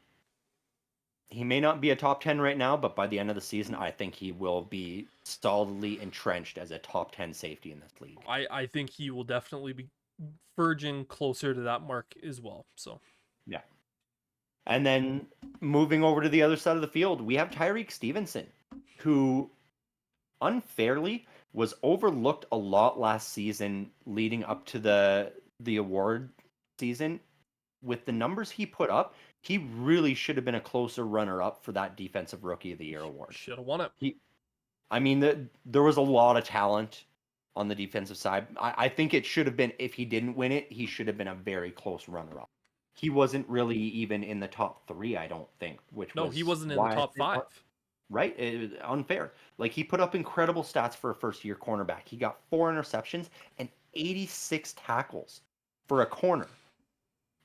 Those are safety numbers. That's the kind of shit that safeties do. So I think this season teams are going to be looking at him being a little bit more wary, going, well, shit, like, he's getting a lot of tackles. A lot of that was probably because teams were afraid to throw it to Jalen Johnson's side of the field. But again, he came down with 4 picks, Tyreek Stevenson, in his rookie year. And so teams are going to have to look at this and go, which do we throw it to our number 1 or our number 2? Do we want to get intercepted by Jalen Johnson or Tyreek Stevenson? It's going to be so tough. So I think with teams doing that, we will see a bit of a regression for Stevenson in his tackle total. I don't think he's going to get quite 86 again, but he's still going to get over 70. I see him getting around 75 tackles this season because he's comfortable playing that wideout spot, but he's also comfortable coming in and playing the slot corner as well. And so that gives him that versatility to cover that whole side of the field instead of just being locking down the number 2 guy. It's going to make it more versatile that way. I mentioned it earlier. I think we're going to see Stevenson and Johnson have a little friendly competition to see who can get the most interceptions this year. And I think Stevenson is just going to barely edge him out and get 7 interceptions this year. This Bears defense has the potential to lead the league in interceptions by the end of the season, I think. Yeah. And Tyreek Stevenson, I know exactly why he wasn't considered for the Defensive Player of the Year, because his first half of the year, it was a struggle because teams looked at him and said, we're not throwing to Jalen Johnson. That's a stupid idea. So we're going to go after their second round rookie and we're going to target him. And it was a trial by fire. And like, I knew this about Tyreek Stevenson. When he came out of Miami, he was a physical corner. I knew he was going to get penalties. I knew there was going to be stuff where it was holding or, pass interference and stuff like that, the early stages. But once he started to get more comfortable in the NFL, Tyreek Stevenson was going to be very, very good. And that's what we saw, because all those second half stats, not necessarily the tackles were just kind of consistent throughout the year, but the second half stats were he had 16 pass deflections as a rookie. As a rookie, guys, like these are not Bush League stats. That is like shut down number 1 corner level things we're talking about. 2 forced fumbles as well to add on to those, 4 interceptions. Like Tyreek Stevenson, the 16 pass deflections was tied for 5th in the NFL. Yep. Just absurd, some of the numbers that he was able to do, and he's only going to get better. And the fact that Jalen Johnson is still there, the fact that we're getting Kevin Byard there as that old savvy veteran, the fact that we also have Kyler Gordon playing the nickel role beside him is just it's hard not to love what you see from this secondary. Yeah, that's what I mean. This secondary is going to be so lights out. It's going to be so exciting, and that's just it. Like, overall, this is going to be so much fun for Bears fans to watch this defense this year, because they're going to be getting so many takeaways. And if they're not getting the takeaways, it's going to be because Montez Sweat is getting to that quarterback and sacking the shit out of him. And so you're either going to get some nice big quarterback sack hits, or you're going to get some lame ducks being thrown up that can be picked off by Jalen Johnson, Tyreek Stevenson, Kyler Gordon maybe, Jaquan Brisker. Who knows? Tremaine Edmonds might get involved in that. Tremaine Edmonds had 4 interceptions this year too. Exactly. It's going to be so much fun. There's going to be so much potential for this team. And the thing with all those turnovers is that's just going to increase the opportunities for growth and and for this offense of Caleb Williams to be out there more often and working out those kinks earlier. And so the more they get the ball, the more they're going to be able to get more comfortable with each other. It's going to be a lot of fun. Like this, I think this Bears defense, the front seven still has me concerned. Like I said, with the run game, I'm worried that they're going to be a little too much, too easy to put up that 4 yards per game per They rush. were one of the toughest defenses to run against last year, though. They were, but I still worry with the fatigue. That's all. No, I know what you're saying. Yeah, so I don't have them quite as high as your offense, but I do expect the Bears to finish this season in the top 12 for defense. Yeah, for me the biggest concern that I have with this defense is we don't know who the edge rusher opposite of Montez is. There's our 5th round rookie Austin Booker. You know, he's compared to Max Crosby. If he can be 80% of what Max Crosby is, I'm going to be thrilled. But, you know, you're putting a lot of stake into a 5th round rookie, which you know me, I don't like to put a lot of stake in anything past the first 2 rounds because you're putting a lot of pressure on a guy that's just it's tough. Now we get to talk about the Steelers defense, and in my notes that I have for this, the Steelers offense, I almost had a full page of worth of notes. The Steelers defense, 6 lines, because there's not a lot that you can really say with this. I'm gonna start out and say the Steelers defense is gonna be top 3. If they are healthy, they are a top 3 defense, and even if you lose 1 or 2 guys to injuries, they're probably still top 5. Like this defense is so good. And you and I, again, we always talk in our little pre-meeting before we do this, and you were asking me some of the guys who I have here, and you were surprised at some of the guys that I left off because, you know, and again, we'll talk about some of those guys, but first guy that I want to talk about is Mr. TJ Watt. He needs to stay healthy. Enough said. If he is healthy, he is my number 2 bet for Defensive Player of the Year. We've talked about this before. I think Max Crosby was robbed this year, and I think he's going to have a special year next year that is just going to be otherworldly. But TJ Watt is going to not be terribly far behind, and I think he's going to have another great year. Anything less than 15 sacks for TJ Watt this year is a disappointing season. Oh yeah. Yeah. That's what we're talking about. A dude getting 15 sacks, and that's a disappointment. That's how good this dude is. He's the best defensive player in the NFL right now. Just because I think he's my number 2 bet for the Defensive Player of the Year award just says that, you know, it's just because of what Max Crosby I think is going to do this year, but that's a whole different discussion. Well, I think it's also because with TJ Watt, the league has shown that he's going to have to do something overly special in order to be considered for that Defensive Player of the Year award again. You know, like he's gonna have to get like 30 sacks in order to. I don't think he needs to necessarily have that much, but it's one of those things. I just think Max Crosby is just going to be such a difference maker for that Raiders team this year, to the point where people are going to go like, oh damn, like the Raiders won 10 games this year off of the back of Max Crosby, and it's because their offense is and then their defense is kind of like, oh, it's only Max Crosby. Like that's what I think. I still think, because again, if you lose TJ Watt, the defense is going to struggle because there's a big difference maker gone, but there's still going to be a top 5 defense. And we've talked about it before. When we see TJ Watt go down, you know, it's the team typically loses those particular games when TJ Watt's not in there, but he just needs to stay healthy. If he's healthy, he's the best defensive player in the league. It's not a hard discussion with TJ. No.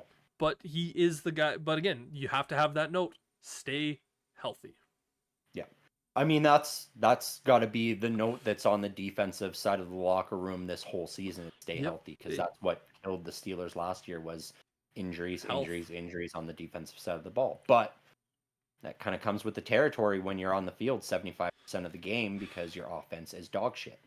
Yeah, and that is going to be the really, really tough thing here. And the next guy that I want to talk about is a second-year player, Keanu Benton. This was a guy coming out of Wisconsin last year that I really, really liked. I think he was a phenomenal player coming out, and when I saw him go to Pittsburgh, my first thought was, damn it, they got a really, really good player. They got the replacement for Cam Hayward when Cam Hayward decides to retire. Now, in his rookie year, stats weren't spectacular. There was pretty much only one defensive tackle that was drafted last year that really put up good numbers, and that was the kid from Georgia who went to the Eagles. You know, like we all knew that was going to kind of be the case, but he only had the one sack. You know, he had 2 forced fumbles, which is pretty good, but he definitely needs, like, the numbers were lower than what I expected his numbers to be playing alongside Cam Hayward, TJ Watt, Alex Highsmith, and just the other just flurry of stellar defensive players. The fact that, you know, his secondary got really better with another second year player that I'm going to be talking about in a little bit. It's one of those things where I need to see him take a much bigger step this year because he's going to have a much better secondary than what he did last year. His linebacking core is going to be a hell of a lot better than what it was last year. So there's no real excuses for him to kind of put up some, I hate to say it, lame duck numbers. And because unfortunately those numbers that he put up last year were kind of that phrase. I still think he's going to be a good player, but this is one of those years, and you said it in our pre-meeting really, really well. It's not a put up or shut up year. It's a prove us that you're growing. Prove to us that we don't immediately need to go out there and find a replacement. And I think he has Pro Bowl talent all around him. He needs to take advantage of it. We always talk about going like, oh, you know, like for instance, when you're talking about Montez Sweat and how he's going to feast because of what the secondary is doing. Benton should feast because of the players that are just simply around him on that front seven. Having TJ Watt is going to elevate the game of anyone. We talked about Max Crosby and how he got Christian Wilkins and how that's only going to make Max Crosby better. And it's going to make Christian Wilkins better because he's playing with Max Crosby. This is the time that we need to see him take that next level. And if he has a really good season next year, it's probably going to be a pretty easy decision to go, okay, it might be time to move on from Cameron, as much as we don't want to. Oh, 100%.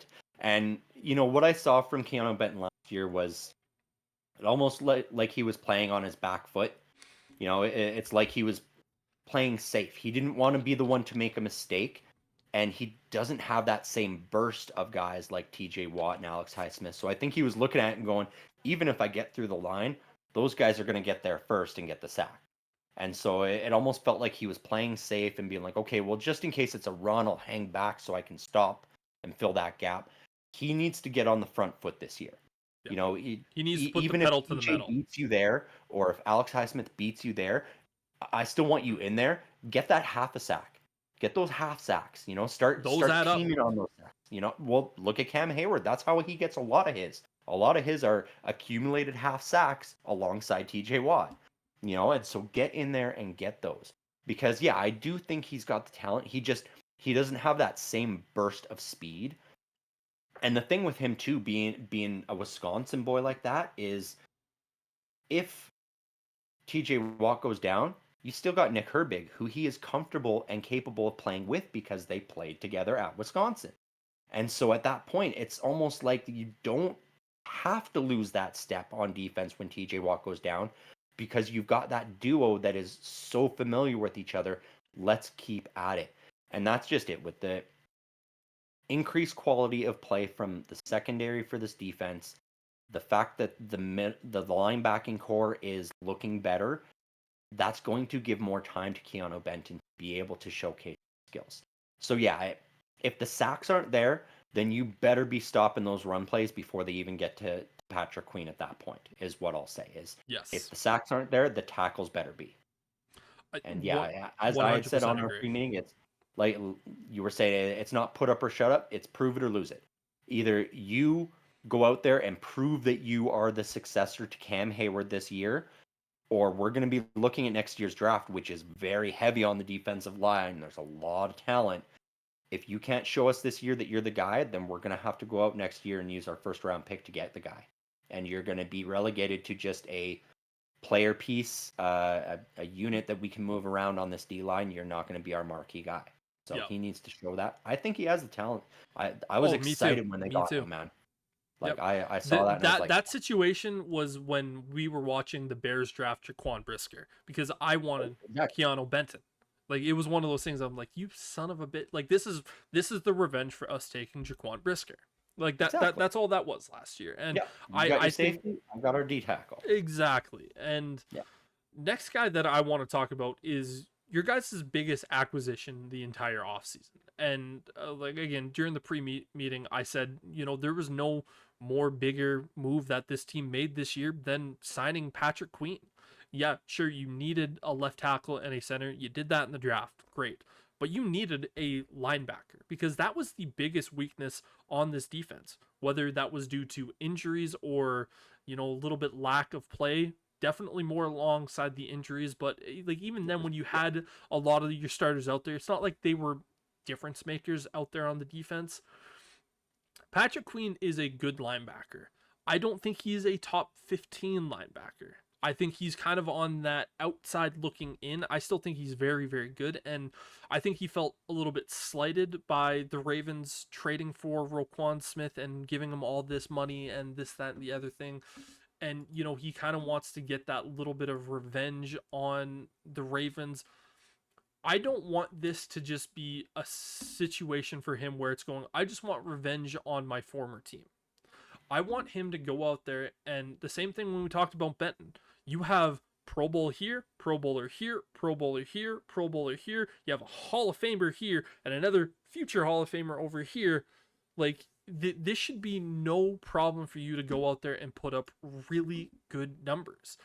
Like, if he can, and again, the biggest thing for him is to stay healthy. I know he hasn't had injury concerns throughout his career, but God damn, like, if he can stay healthy, that is going to be the biggest boost for your defense, is just to have a healthy linebacker for the entire season.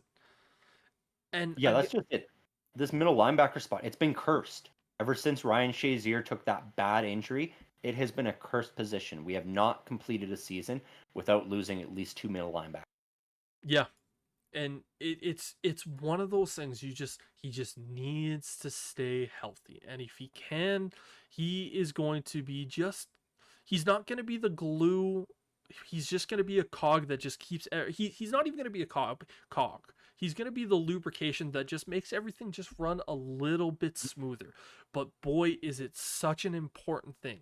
Now, if he struggles, I think it's probably going to be a lot easier to look away at some of his struggles if he has it, because the defense will still be so good. But my oh my, it is one of those things that's going to be talked about for sure. But I again, the second that we saw that move, we both looked and went, great move, phenomenal move. That was one of the guys you wanted to target.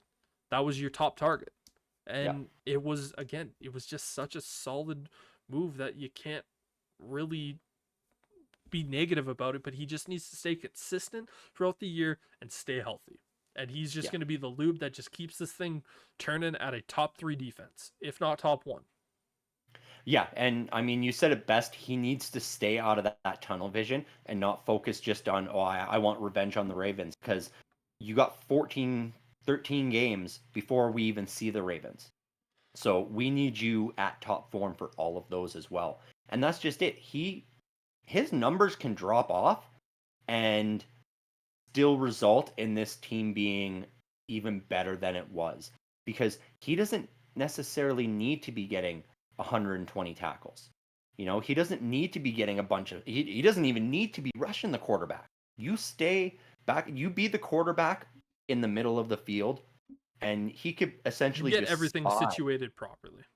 Exactly. He can pretty much just play a quarterback spy the whole time and be like, okay, if he's throwing it over the middle, I'm batten that down. Because we've seen TJ Watt will get up and pick balls off from 2 feet in front of a quarterback, you know? And so we've seen quarterbacks start to shift over and throw it over the middle a little because guys like Landon Roberts and Quan Alexander weren't very good guys at getting up vertically. They were more about shutting down the run. And so if Patrick Queen can find a way to get his hands up, he could maybe, instead of getting tackles, replace those numbers with interceptions. Yeah. Yeah. Last guy that I want to talk about on this Pittsburgh defense is Joey Porter Jr. Last year, he's the 32nd pick in the draft, first pick in the second round, obviously because, a team got their first round pick removed. So, regardless, he needs to show that last year wasn't a fluke. Yeah. Teams know about him now. And the Steelers kind of did the slow approach with him, it seemed like at the start of the year, and then it was like, oh, he's too good to be not on the field. And your secondary has gotten a lot better. The fact that, as I'm looking at here, you got Deontay Jackson, and then you also got Cameron Sutton. Cameron Sutton, he's going to be suspended for a little bit, so, it's a little bit less there, but you still got Deontay Jackson to play opposite of Joey Porter Jr. Yep. This is your year to show that you are a number one corner. You were damn good last year. I don't think you were better than Tyreek Stevenson, though. I think you were second fiddle in terms of the corners that were there last year, because we saw Joey Porter stay just kind of like this the entire year. He was just kind of flatlined. And then we saw, Tyreek Hill start at the bottom and then really start to grow up into that number one corner role. And he's still going to be a number two for his team. Joey Porter Jr., he was pretty much here, stayed like this, and he just kept going. I want to see him take that next step, start to get more interceptions. He only had the one last year, so this should come, hopefully. He's a hell of a cover corner. I kind of look at him as a little bit of the way Jalen Johnson started his career, of where he had just really flatline numbers, which is not to say that they're bad. It's just he was a glue guy that was covering really, really well. It just didn't really get the numbers. I need to see him potentially try to take that next step, because Jalen Johnson in year number 2, he took that next step. In year number 3, took that next step. Year number 4, best corner in the league. I'm not saying he has to be the best corner in the league, but I want to see him take that step because, again, Deontay Jackson, he's a proven guy, but starting to get there a little up there in age. Cameron Sutton, as I said, suspended for a little bit. And, he wasn't great last year, so we're going to have to see what he's going to be capable of coming back to the Steelers. But he just needs to be so good, and he needs to really just show that last year wasn't a fluke. And now that teams know him, you better keep that going. Yeah, 100%. And, that Cameron Sutton suspension was not a surprise. The Steelers knew that when they signed him. Yep. I think they were waiting to see how long it was going to be before they made the decision on what they're going to do. Rumor I'm hearing is Pat Pete is likely coming back. Which would be another really good option for them. Right. It sounds like they're going to sign him to that 1-year deal, bring him in to fill that role of Cameron Sutton. And then after that, he is literally going to be just a plug and play. Like, oh, Minka's tired, this play, you're playing safety. Yeah. Dante Jackson's tired, this play, you're playing cornerback. Like, that's what he's going to be. Yeah, which is not necessarily a bad thing. No, and Joey Porter Jr., that's a tough thing. Like you said, it's this flat line. But, like, if you're looking at that flat line on a graph, that line is at the very top of the graph. Oh, it's a high up line. Don't get me wrong. That's the problem. Is it was like this all year, and then what happened is we played the Seahawks and it went boop for 1 week because DK Metcalf burned him a few times.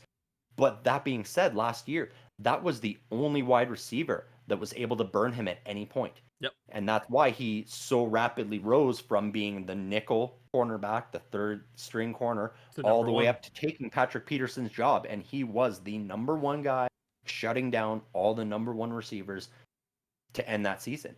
And you mentioned the one interception. It was a fairly key interception. And so I'm okay with the interception numbers being lower if those ones that he's getting are going to be in key moments like that result in the game ending. Yes. Like, you pick that off, game's over, we win. Yep. Okay, Oh, totally. you only get 3 of those a year. That's 3 W's. So I'll take it. Yep. But that's just it. One's not going to be enough. You got to get up there. You got to find a way to find that ball.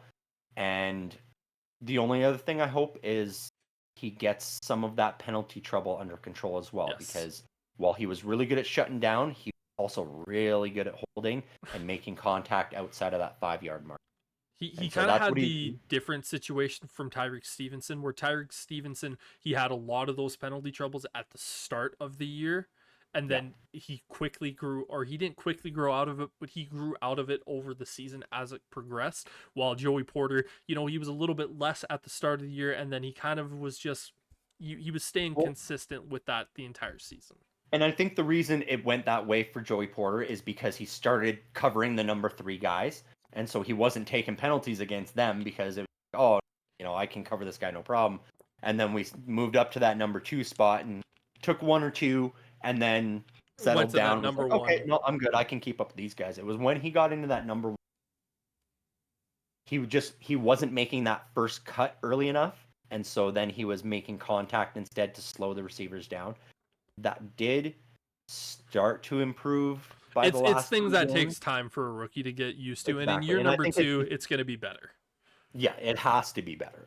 He has to improve that. You need to show that you're the shutdown guy for this Steelers team for years to come. If you want to be wearing that black and yellow for a long time, because we know Patrick Queen's going to be there for a while. We hope TJ Watt decides to re-sign, but I think it depends on whether or not they can win a playoff game. Yeah, this defense is going to be, again, like, even if you lose 1 or 2 of those guys, it's still going to be a top 5. I think if everyone stays relatively healthy throughout the year, maybe missing a game here or a game there, you're going to be a top 3 defense regardless. If not the best defense in the entire NFL. It's not a mystery of what the Pittsburgh Steelers are, and it's going to be fun to watch that defense, because there was a game last year where they faced off against the Cleveland Browns where the offense did dick. And you know who won that game? Not the Cleveland Browns. It was Pittsburgh Steelers defense, because they got 2 touchdowns. That is a lot of fun for me to watch, and I know it's a lot of fun for you to watch, and so it's...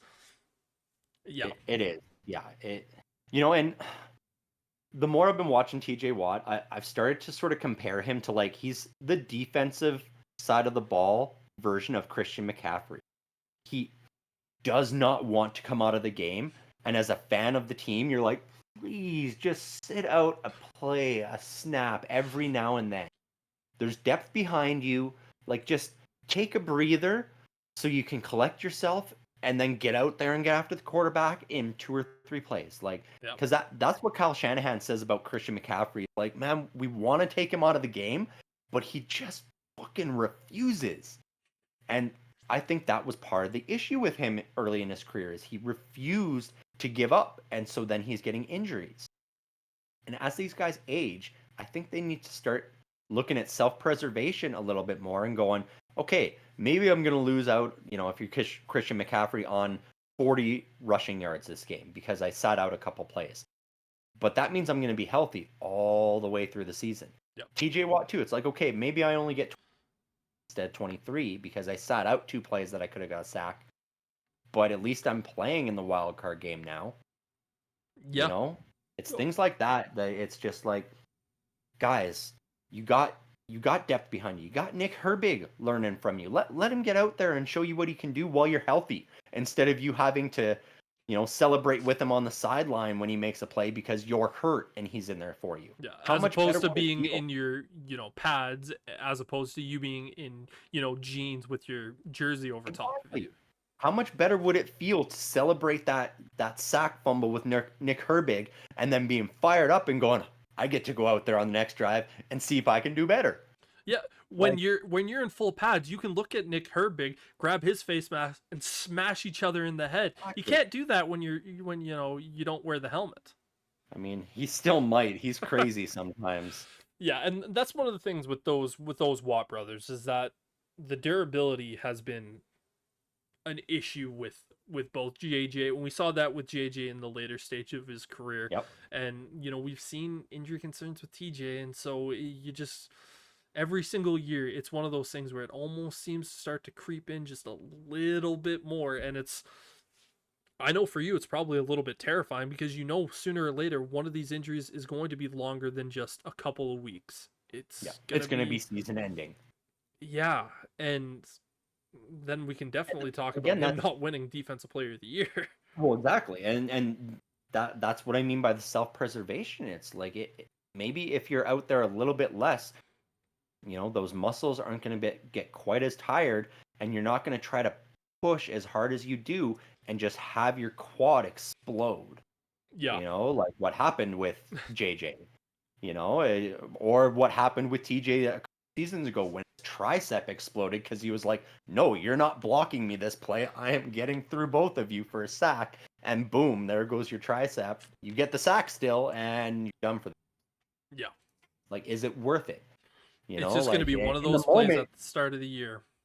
Right? In the moment, yes, it's worth it, but you gotta play smart. You gotta stay healthy. Like you said, man, that is the biggest thing for this Steelers defense this year. Is stay healthy. Whether your name's T.J. Watt, Cameron Hayward, Minkah Fitzpatrick, Patrick Queen, Landon Roberts, like all of you need to stay healthy. Yep. The only guys I haven't seen injury concerns from yet is Joey Porter Jr. and Alex Highsmith. And so let's hope they stay that way. And Patrick Queen, I guess, but we haven't seen him in the black and yellow. So we'll see what happens when he, gets into that middle linebacker spot and the curse settles on his shoulders. If he just, his knee just explodes when he steps out on the field or what. Like, you better start. Tired of middle linebackers getting hurt, man. You better start knocking on wood. You better do every juju situation that you can possibly muster up just to make sure that the first preseason snap he doesn't step onto the field and his knee explodes. I have, man. I'm married to a witch. Like, I know all this shit. I've been doing this shit. Like, I've been trying to lift that curse. Yeah, it was supposed to be fine last year. We had Quan Alexander, and it was a great duo. And by week 4, they were both hurt, and I'm going, just pain. Doesn't work. It's pain. Yep. But that was a very fun discussion today, kind of going into the minds of each other and giving kind of a little bit more of that unbiased opinions on some of our particular teams. But for Sterling, I'm Brendan saying peace.